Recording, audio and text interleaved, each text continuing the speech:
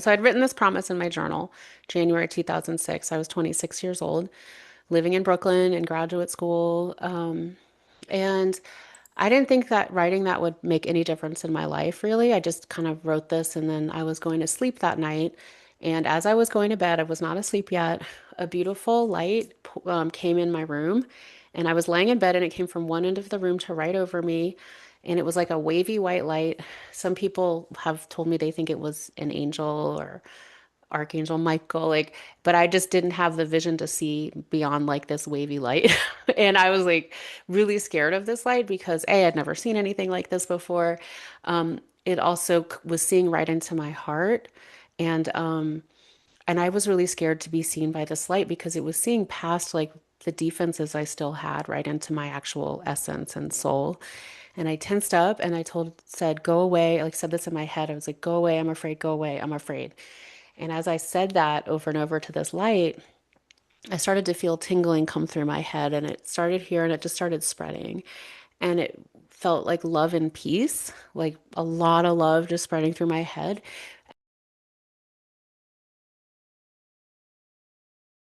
Hello, everyone, and welcome to the channel within. Today, I'm so excited to have Rebecca Kastl with me to talk about her STE and many experiences that she's had so far. Hi, Rebecca, and thank Yay. you so much for being here. Thanks so much, Mira, for having me. I'm so excited. I love the work that you're doing. It's just really beautiful. Thank you so much. Do you want to get started with life before the STE to give a Yeah, sure. context? Yeah, for sure. Because my STE definitely had roots in my life before. I was from a pretty skeptical family. My dad was an MD, PhD, and my mom was a psychologist. My family was also interfaith to set the scene.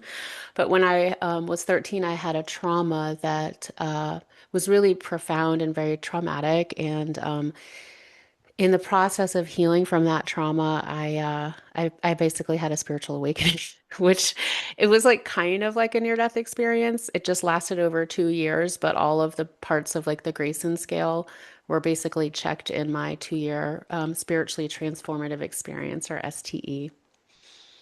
And I feel there are many ways up the mountaintop. And so some people have NDEs, some people have the spiritual transformative experiences, and it seems to be most of the times it happens through trauma or deep grief. And then there are the lucky ones who it happens outside of those two It's so areas. I true. mean, yeah, right? What do you Well, think? I was just doing research on this because I'm presenting on trauma and spiritual awakening at a conference next weekend, Living God's Light, with the Vinnie Tolman group. There's a lot of ways to awaken. I totally believe that. And this trauma, or this one guy did research in the 60s, and depression and despair was one of the number one ways that people had a spiritual awakening. So there's also like being in awe in nature or doing like meditation practices. But you're right, like there's so many ways to awaken, but a lot of people I know, and me included, it happened through being really sad. So, Yeah. Well, there's that saying, right? Rumi and oh, others that say right, you have to exactly. break the heart open for the light to enter. So, So true. yeah, so I guess that's Absolutely. what's happening. But I forgot to add that this shifted you from skepticism to profound spirituality. And, you know, I like your terminology of the accidental mystic, and that now you're a pediatric speech language pathologist, healer, speaker, and teacher. So that is Yeah. quite a lot going on. And if you can walk us through your SDE, which I heard, and it's just so beautiful. Thank you. Yeah, that's really kind of you. Yeah, I'll tell you the whole story. But yeah, definitely made me stop being a skeptic. But even after my experience, it still took me years to accept what happened to me, despite all of this beautiful things that I experienced. So basically, after my trauma at age 13, I went to a lot of therapy. And that was important because therapy is like the mental side of things. At least the therapy I did was like that. And it was very helpful. It helped me reframe what had happened to me. But eventually, the therapists told me that I was fine and I didn't really need therapy. I mean, not in a mean way. They were like, you're like, I was functional. I was always the one that was like doing better than a lot of the other people that I had met in like therapy groups and programs. So, when they told me that, and like in my early 20s, I remember telling myself, I know I'm not fine, even though I'm functional. I'm going to heal all the way. I set that intention at age 23. And in healing all the way really meant I want to feel my heart. I want to feel better. I want to feel whatever's under this because I felt like something was on top of it. I still had a job this whole time. And basically, from age 23 to 25, I started doing a lot of kind of my own program, like whatever my heart was leading me to. So I like learned energy healing. I didn't believe in that. I thought that was nuts and crazy, and I was really rude to my healer. But it was helping me because I had, as much as I talked about it, I still had places in my body that like energetically I was off balance. I did like practices to help me return to my body. So I did a lot of yoga, like 5 to 6 days a week of Ashtanga yoga, which helped me get really in my body and also feel my body be strong. I had felt my body like weak and traumatized. And so even things like doing a headstand, I remember being like, I can't do this. I can't do this. Because I would think I was going to not be able to do it. I didn't trust my body. And then I was learning to trust it. I also was writing my journal, Dear God, which is really how my spiritual experience started. Um, and so I would just write, Dear God, and like whatever was going in my life, I would write about. And this one night when I was 26, so I'd moved to graduate school in New York. I was a graduate student at Teachers College, Columbia University, doing, loving school. And I just started writing in my journal this one night in January 2006. And, dear God, and just writing about life. And then in the middle of this journal entry, I just wrote this big promise that I wanted to give my life to God. I wrote, I have decided to give my life to you and whatever that entails. I want to be guided by you, by the light. This is my pledge. I will work hard to follow this path and bring it to fruition. Please help me do this. Please help me bring light to other people. Thank you. Amen. And I was just like crying so much. Like this was a real feeling I was having, like so much love and openness. And I really wanted to live by the light. I meant it so much, but I didn't think that would change my life. But it really, writing that started my spiritual experience. It started that night for the next 2 years. And I can go into all the stuff that happened unless you have any questions first. Well, that is just a really beautiful prayer, and it's just so it's just so authentic. And I guess that it brought forth the experience because of the authenticity, whether this was because solely of the prayer itself or pre-birth planning, Mhm. etc.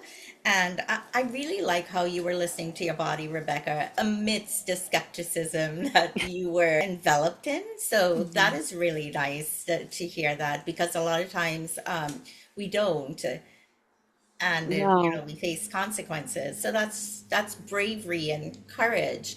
And I think it feels like that courage was leading you. You're taking one step forward until like it all Yeah. happened. Does Yeah, it's so true. Thank you. Yeah, it was very profound and to start to trust myself. But part of what it was that I was a really top, like straight A student. And when I decided I was going to heal all the way, like I had to start listening to my heart. And I was like, I'm just going to, it kind of helped me focus on the healing. And I'm like, I'm going to heal all the way. I was like being like really type A about it, you know?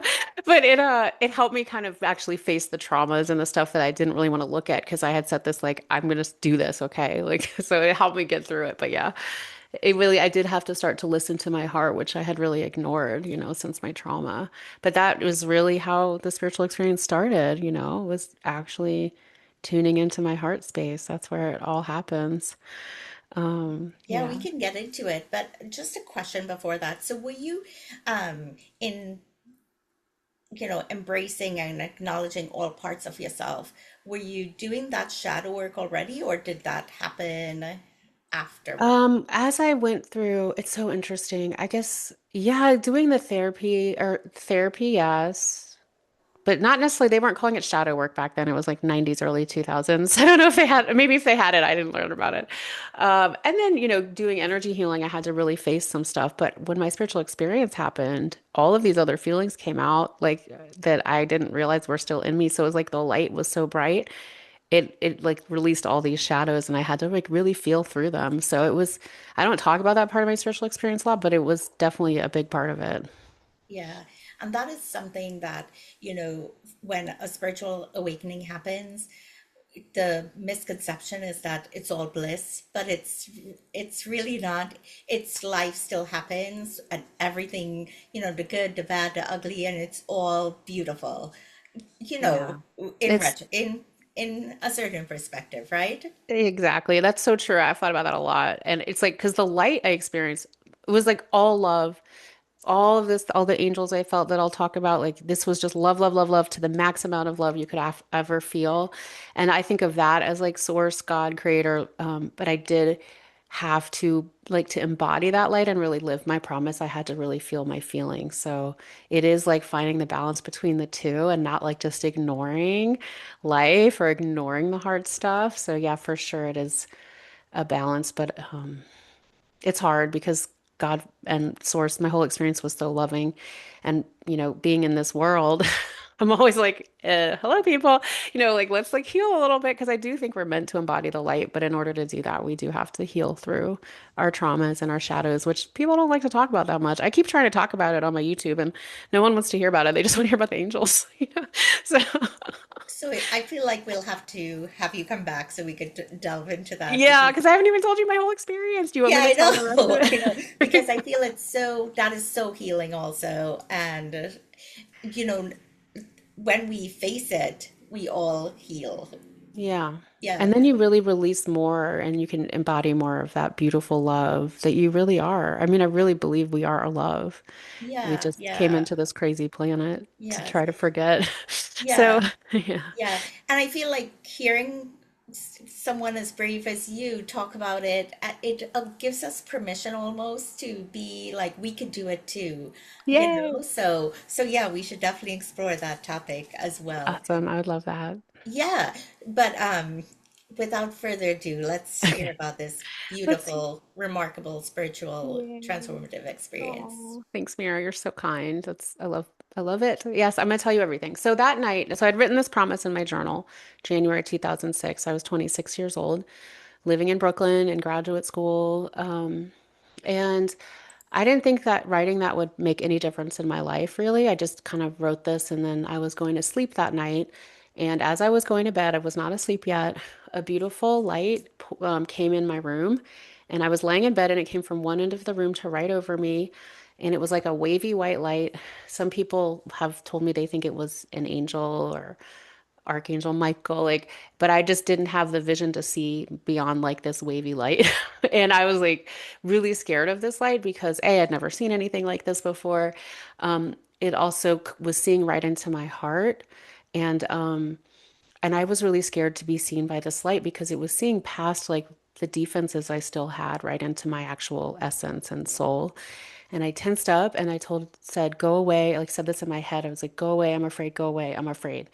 And as I said that over and over to this light, I started to feel tingling come through my head and it started here and it just started spreading. And it felt like love and peace, like a lot of love just spreading through my head. And I was really confused because I was like, this is the weirdest headache.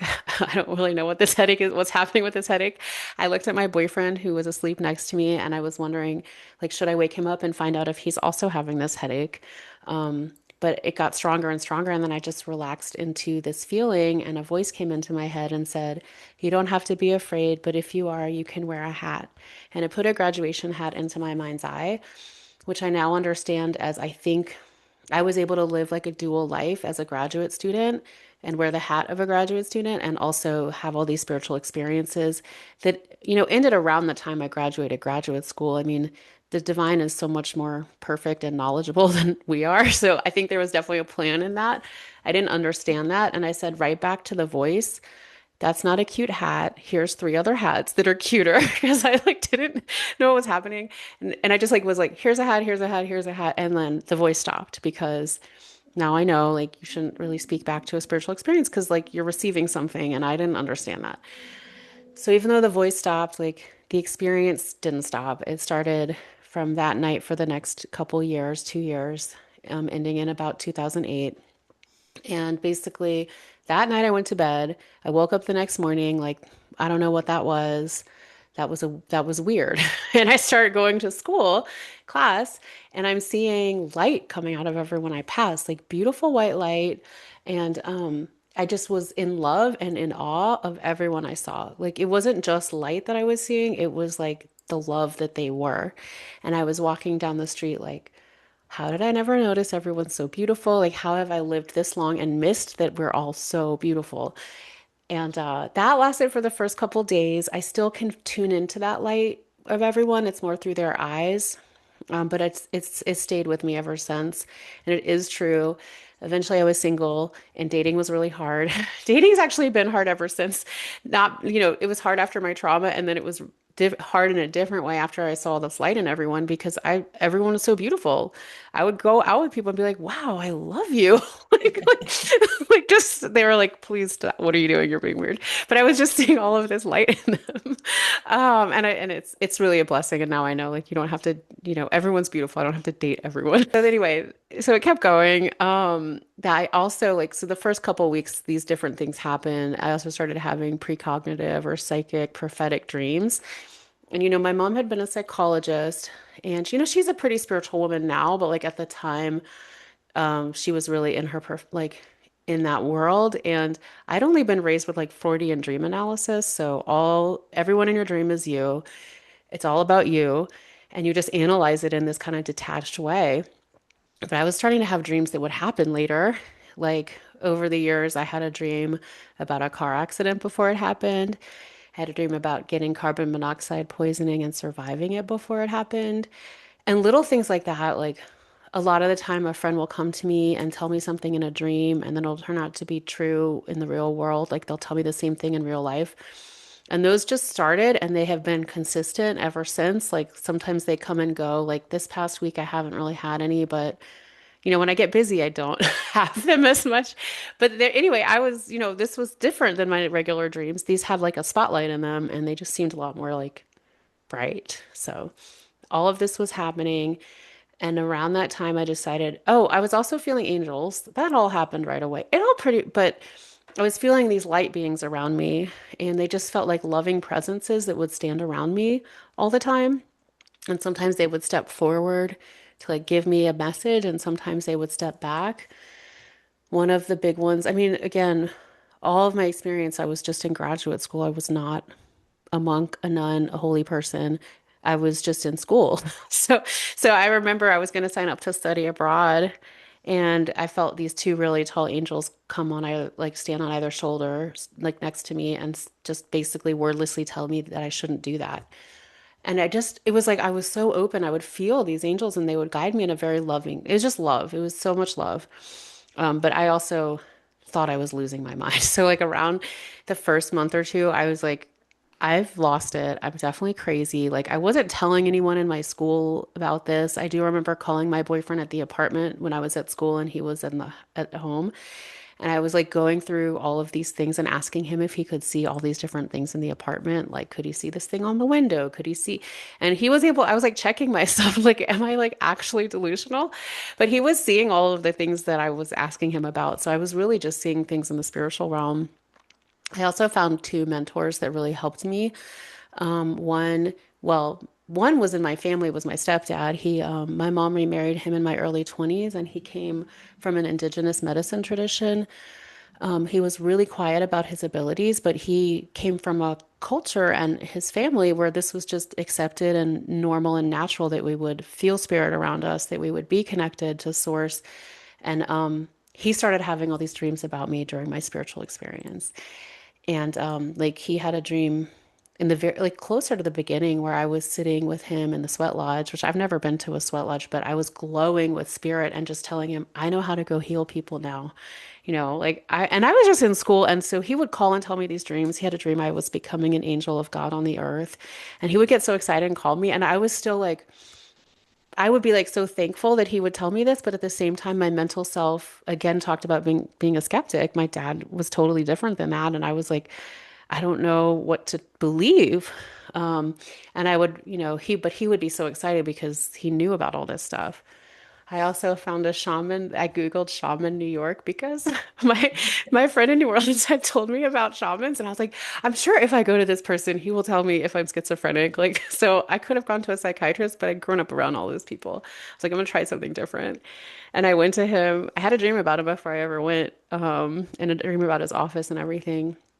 And so even so, though it seemed really random, I think I was supposed to work with him. But in the session, I remember sitting down and telling him, I devoted my life to God. I saw a light. I think I'm schizophrenic.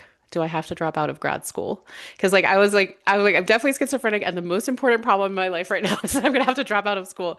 And he said, it's okay. We're all schizophrenic. The whole world is a dream. And he told me I'd finish school, and I did. I thought he was really, really strange because I had never heard anyone talk this way. Like the I whole world's a know. dream. Yeah, you are certainly divinely led, The Wow. whole time I was like, Yeah. that doesn't make any sense. Like, I don't, but he like, but these two people, my stepdad and this shaman, they understood a spiritual reality. And it was helpful to have those people. So I would go meet with I would see my stepdad when I would go home for break. But the shaman I would meet with every so often I think it helped me not just leave my life. I just wanted to go feel this light all the time. And speaking of being integrated, like I had to still live my regular life. I was still in school. I actually did great in school because I was able to keep the balance, and those two people definitely helped. So I'll go into the rest of it. Do you want to hear the last few things that happened? Absolutely, yeah. Yeah. Um, Yeah. I do have a question about the light. So, in everyone, did you see the light? This was just absolutely in everybody, right? Yeah, I mean, I wasn't really like staring at everyone, but it did Right. look like everybody I just looked at was like this beautiful white light. Like somebody said it was the light of their soul.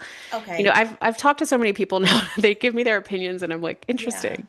Yeah, so. So I'll tell you what I read. I remembered this quote from the Upanishads, and Oh then when I yeah. hear you speak about it, I looked it up, and Okay. I'll read it to you. So it's Awesome. a light of the self, the light that shines above the heavens and above this world, the light that shines in the highest world, beyond which there are no others. That is the light that shines in the hearts of men.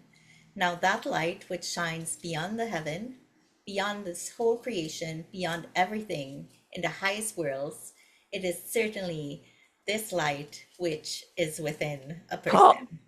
thank you for sharing that. I have so many goosebumps. Oh Yeah, my me too. goodness. Me too.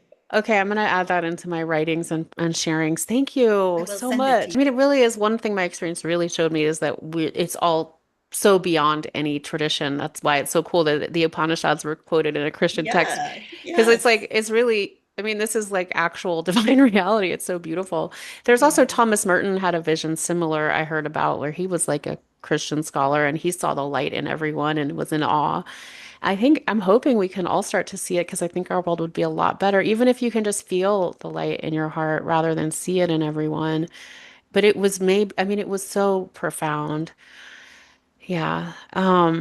And then other stuff happened. So besides feeling the angels and starting to have those dreams, I did overcome the nightmares that I'd started having after my trauma.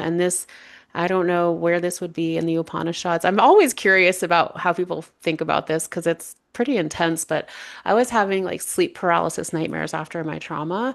And I would be awakened in the middle of the night and would be sitting up outside my body often and these shadowy things would circle me and I would be really, really afraid and I would try to wake myself up and I wouldn't be able to. Um, Eventually I would wake myself up. And these were just happening from age 13 until 26 during my spiritual experience. I would just try to fight and be afraid. And this last nightmare during my spiritual experience, I was awakened in the middle of the night. This shadowy thing was circling me, and I just realized that I didn't have to be afraid. And I was so calm and so trusting. And I just said, you can't hurt me. God lives in me and works through me. And I just felt so much faith and trust and love. And this shadowy thing went away and they never ever came back. And I had been plagued by them. So, I think it's really interesting because I had done a ton of everything of healing, but it was really just knowing that God source was with me that allowed me to really stop being afraid and those things went away. So That was pretty cool. That was, I mean, of course, I just woke up the next day and went to class. It's not like anyone knew that happened, but it was a big night for me.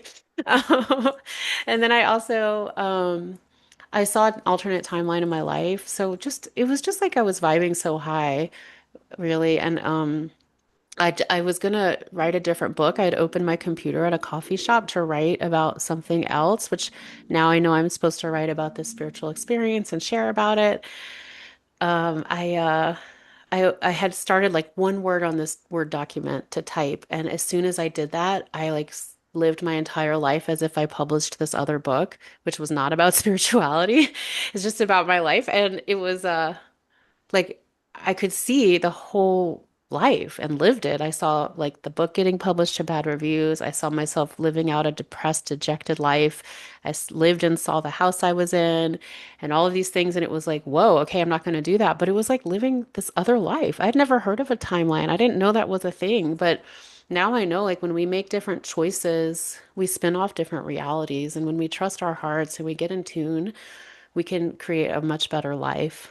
Um, and it's, it's pretty easy, but it did freak me out for a while. I was definitely overwhelmed thinking every choice I make is going to change my life. It was like really stressful for a while. I have a few other things happened. Let's see. I did have like a spontaneous life review when I felt all of my sister's feelings. When I had hurt her feelings by accident, I had been careless about something that was important to her. I was actually supposed to be planning her bachelorette party, but I didn't know how to do that, and I just didn't really do it. And I'm sorry, but actually, we talked about it recently. She's like, I totally forgot about that. But at the time, I talked to her on the phone and I literally felt in my body how it made her feel. And she wasn't even saying that much because she's a nice person, but I was like, oh my gosh, I didn't know I could upset anyone like this. I didn't even know I was affecting people. And I just remember thinking, I don't ever want to do that again. I want to be kind and helpful to everyone because we do make a difference in each other's lives. So that was a big shift to like realizing that how important kindness is and like thoughtfulness and stuff like that. Not like to dismiss your own self. That's a balance. It's like we also have to think about ourselves too, but finding the balance. And then finally, it ended about 2 years after it started, sadly. I really thought this whole time that I was learning all this stuff. When I was done learning all this cool stuff, I was going to go to heaven. I really thought that. Like, besides all the neat things I talk about with the angels and the dreams, like, I just felt how loved I was. I felt how cared for I was. I knew that God was always with me, and I just had to keep my heart in tune, and life would be fine. So I didn't get to disappear into heaven after this experience, obviously, because I'm still here. But it ended with this beautiful dream because where I was like in my room at the time. And in this dream, I'm talking to this person who's glowing, and the whole room is filled with light. And he's like really happy. And I'm saying to him, like, my life is hard and I don't know why I'm here. I don't know what I'm doing. Kind of like, even though I'm having all these spiritual experiences, that's really how I felt. And he's looking at me with all this love and it's pouring into my heart. And he's so excited about life. And he's telling me, life is amazing. You need to go have a good life, go have adventures. Being alive is such a gift. And it was a big message for me because I had been really traumatized and I didn't want to be here. And he's letting me know, wait, life is really good. Like you can go have adventures and have fun and like live a great life. I was like, wow. In the dream, I really thought like this was my future boyfriend coming to tell me like he's coming to meet me. So I was like, I really thought that. I know I was 28 and I said, "What's your name? When am I going to meet you?" And he said, "My name's Jonathan and you'll meet me when you finish swimming." And the dream shifted from me talking to him in my room with all this light to me being on a big ship at night and lowered down from this ship into the ocean. And I just had to start swimming out alone into this ocean at night. And when I woke up the next morning, all the light was gone. It felt like the angels were gone. I got really confused. People are like, wow, how did you go through all that while you were in school? I was able to keep it balanced, but when it ended, it was like everything got smashed together. I think for a month or two, I couldn't really talk much. My friends were worried. They told me later they were worried about me, but I was just like, was that real? Was that fake? Where did they go? Did I make all that up? And then I also always thought like for the next week, I just remember thinking, I think I'm done swimming. I'm gonna meet this guy. And I would like, he wouldn't come. And then the next week I'd be like, I think I'm done swimming. I'm gonna meet that guy from the dream. And then now I realize, like in the last few years, obviously it took me a while, but he's not a real person. He was like an angel or something. So that's my whole experience for the most part. Yeah. And it's beautiful. You're It's so it's sweet. just so Thanks, Mira. profound and so moving, Yeah. and I love all parts of it. But like Thank you. everyone is saying, that must have been so difficult being in grad school, wondering if you're going crazy. And thanks so much for the courage to work through it and to face everything and to be a healer now, helping Mm. us, Oh, thanks, helping the Mira. world, helping. Oh. Yeah, so I really appreciate it. What steps did you take from, from that almost shut down or not talking much because you're wondering what happened, and then getting back to, a knowing then that this was for real. Wow, yeah, that's a great question because it took me a long time. It wasn't overnight. I finished grad school. I moved back home to Louisiana. My stepdad actually that summer had a dream. I was trying to get home, but I started working and then I moved back home. And eventually, I just remember spending a lot of time in my house crying, being like, God, why would you leave me here? And I would just cry by myself. Eventually, I ended up living in a cabin on 100 acres of woods, which I love. Like, I do kind of miss that cabin, but I was just kind of trying to escape. I wanted to just feel the spiritual world as much as I could and not be here. But also, I remember I was also like walking around being like, where is that light? Like, did I make it up or is it around here? And now I know it's through the heart. It really, I'm like not that spiritually intelligent, obviously. I mean, I had all this happen, but it's like I had to like be like, wait, what? Obviously, I wasn't gonna like walk it anyway. So eventually, like for a few years, I lived in the woods, and then after I couldn't figure out, like the light never really like came back. I could feel the angels a little bit. Definitely was having psychic dreams, which was one of the ways I decided my experience was real. But then for a while, I just moved back to New Orleans and just drank with my friends and hung out and just tried to like forget about it. Like, just tried to be like, that was fake. I made all of that up. I was crazy. And that kind of hurt my relationship with my stepdad a little bit because he had been so excited about this. He would come in my dreams and tell me to like tune the radio and like try to stop me from going to all these parties, like in my dreams. And I'd be like, whatever, that wasn't real. So, and then finally, after several years, I had my daughter. I I started to be like, wait, this thing happened, and I think it was real. And I would start to tune back in, and I was able to, after all of this denial and integration, really feel that vibration again. But I had to be fully embodied to do it. I couldn't just be trying to escape. So I did started doing a lot of automatic writing, like prayers, feeling those vibration come back through.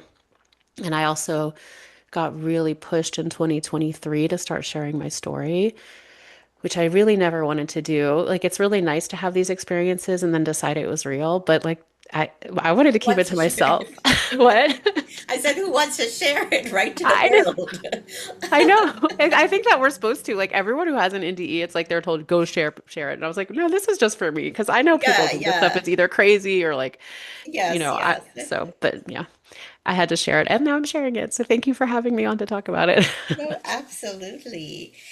Rebecca, when the angels first started coming through, was this just via light and feeling, or were you able to see like a form as well? Yeah, I definitely at least once saw a form, and it's only when I'm really relaxed and just in the state of my soul, which doesn't, I'm also a regular person. But during my STE, I mostly felt them next to me, and they just felt so loving, and I could hear their voices. But one time I was really calm, and I saw this like swirly rainbow light over me, and that was definitely an angel. I have a friend who had a near-death experience, and she said, when she sees angels, they look like that too. And she sees them all the time. I don't know if I could have my life like that, but sometimes I'll see them around, kind of like a flash of white light. And my dad is an ophthalmologist, so I feel like I'm pretty good at telling. What it is it'll just feel loving. I also have heard angel song before when I'm really calm and relaxed, and it sounds like really beautiful choir singing in like really beautiful tones. Oh, And wow. yeah, that was just like before I started telling my story, I would have these little kind of like breadcrumbs of hope, to keep me going. So that was really nice. I don't hear that anymore, sadly, but I did love it. And then when I hear about NDEs, where again, it makes me feel better to know like they heard the angel song when they were on the other side, and that's really cool. Yeah, that is pretty cool. You know what? They probably are saying, now you got it. You got this. Yeah, now they're like, okay, go on, little baby. Yeah, exactly. Exactly. Yeah. That is just really beautiful. Wow. And with the angel readings, how did that whole thing get started? Yeah, so it basically I started to reconnect to my experience, and I had studied healing, and then somehow it just started coming together. Especially once I started sharing, I started offering these sessions, but I'd been doing them here and there before in person. But yeah, it was basically like now I'm grounded enough and I can tune back into this vibration, to this light with people. And I have to completely relax and completely open and like hold a space of love. And I get messages for people, I get healing for people.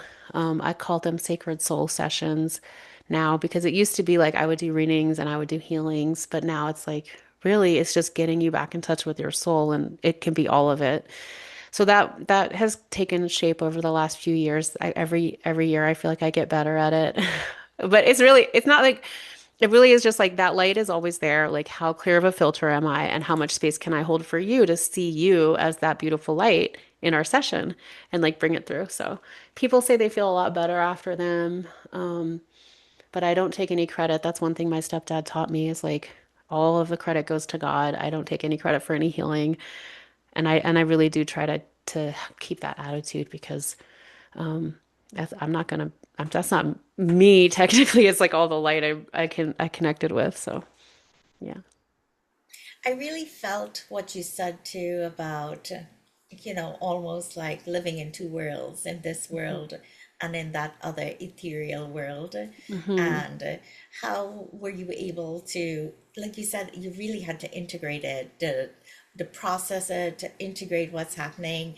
And are you, and just figure out how to do that. Yeah.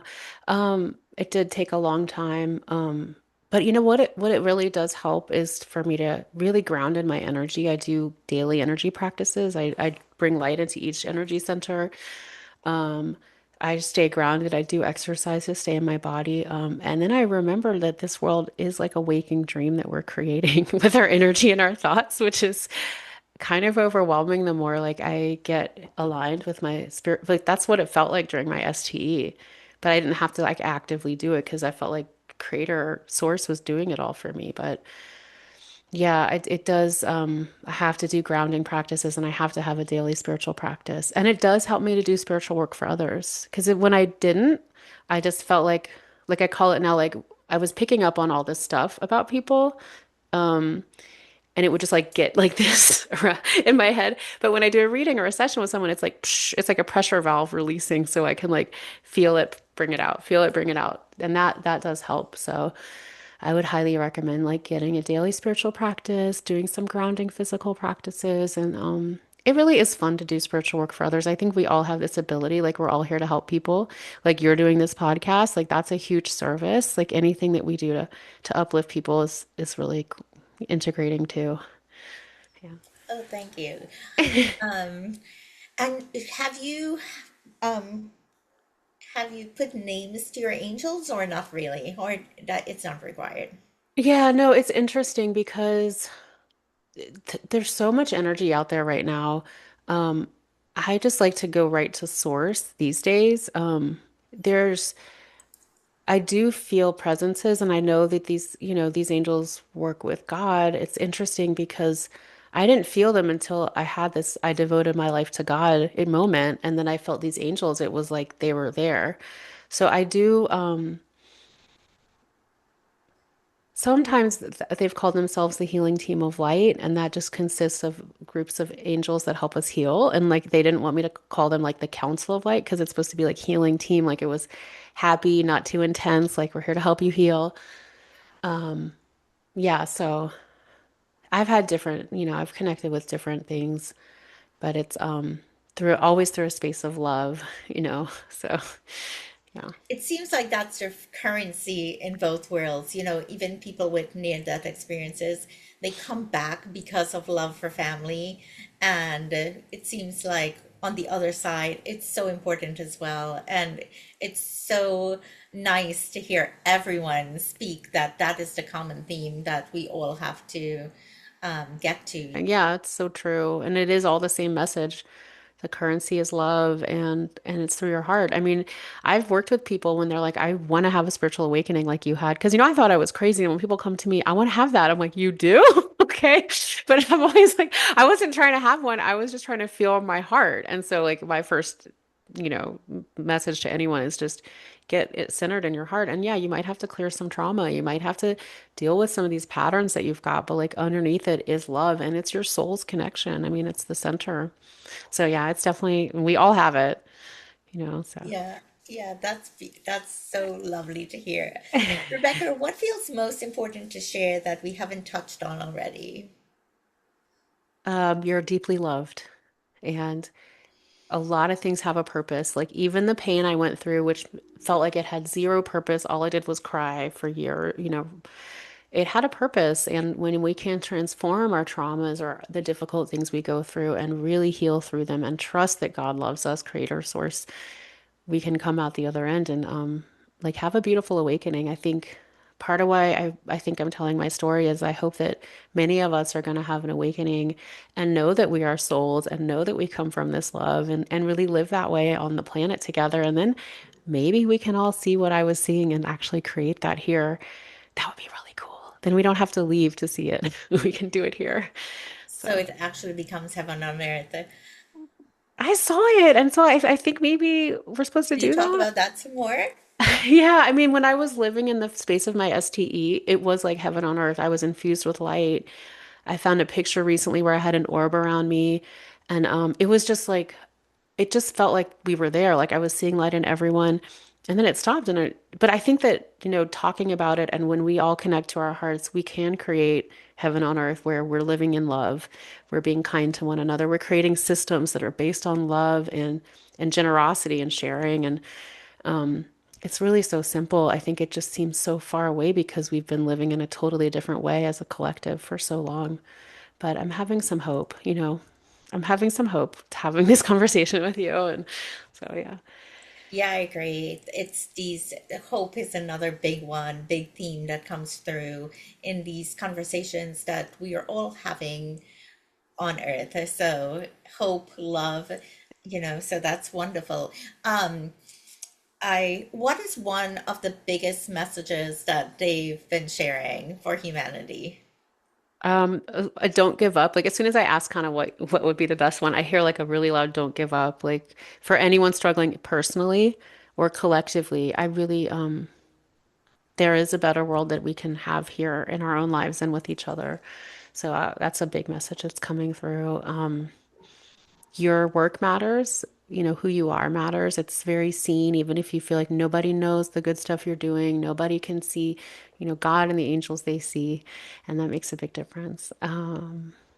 Yeah. And like being kind, helping each other out, being, the boots on the ground, as some people say, like really makes a difference too. So that's all the stuff that's coming through. Yeah, I love that. Rebecca, what brings you joy and laughter these days? Oh my goodness. Well, I love my friends. I love doing conversations like this because I used to get so scared when I first started, and now it's really fun. But being with my daughter, she's 9. We have a great time together.